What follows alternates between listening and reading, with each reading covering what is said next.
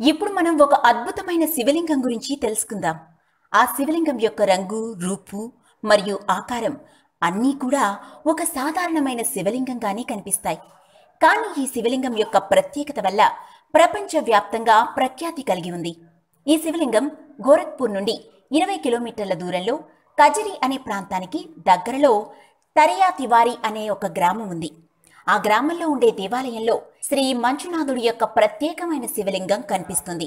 ఆ శివలింగాన్ని జార్ఖండ్ శివలింగం అని కూడా పిలుస్తారు. ఈ శివలింగం ఎన్నో వందల సంవత్సరాల కిందటిది అని అక్కడ స్థల పురాణం చెప్తుంది. దీన్ని స్వయంభూ శివలింగం అని కూడా అంటారు. అయితే ఇక్కడ ఈ శివలింగాన్ని హిందువులతో పాటు ముస్లిమ్స్ కూడా భక్తిభావంతో పూజిస్తారు.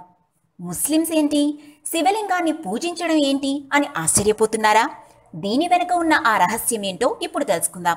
అసలు విషయానికొస్తే ఈ అద్భుతమైన శివలింగాన్ని మహ్మద్ గజనీ పగలగొట్టే ప్రయత్నం చేశాడని తెలుస్తుంది. కానీ ఆ ప్రయత్నంలో అతను సఫలం కాలేకపోయాడు. చివరికి అతని సేన కూడా ఆ శివలింగాన్ని అక్కడి నుండి తీయలేకపోయింది. తీయడం అటుంచితే కనీసం ఆ శివలింగాన్ని కదిలించలేకపోయారు. తరువాత మొహమ్మద్ గజనీ హిందువులు దీన్ని పూజించకూడదని ఆలోచించి ఈ శివలింగంపై పవిత్రమైన ఉర్దూ వాక్యాన్ని రాయించాడు. కానీ అతను అనుకున్న దానికి పూర్తిగా వ్యతిరేకంగా జరిగింది. గజనీ చేసిన ఆ వికృత పని వల్ల ఆ శివలింగం గురించి ఆ ప్రాంతమంతా తెలిసిపోయింది.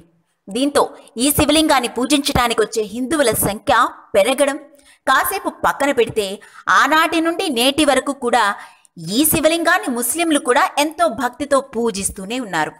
ప్రతి సంవత్సరం శ్రావణ మాసంలో వేల మంది భక్తులు ఈ ఆలయాన్ని సందర్శిస్తారు.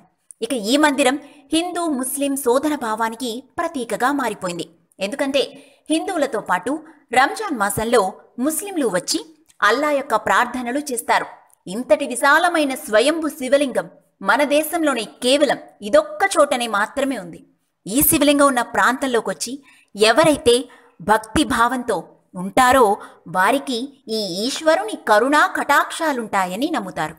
ఈ మందిరంలో పూజారి చెప్పిన వివరాల ప్రకారం ఎన్ని ప్రయత్నాలు చేసినా ఈ లింగం పైకప్పు నిర్మించడమే కుదరలేదట.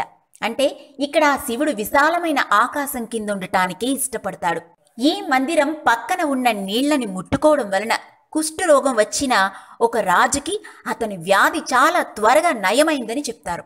అప్పటి నుండి ఇప్పటి వరకు జనం వారి చర్మ వ్యాధుల నుండి విముక్తి పొందడానికి ఇక్కడ 5 మంగళవారాలు 5 ఆదివారాలు స్నానం చేస్తారు.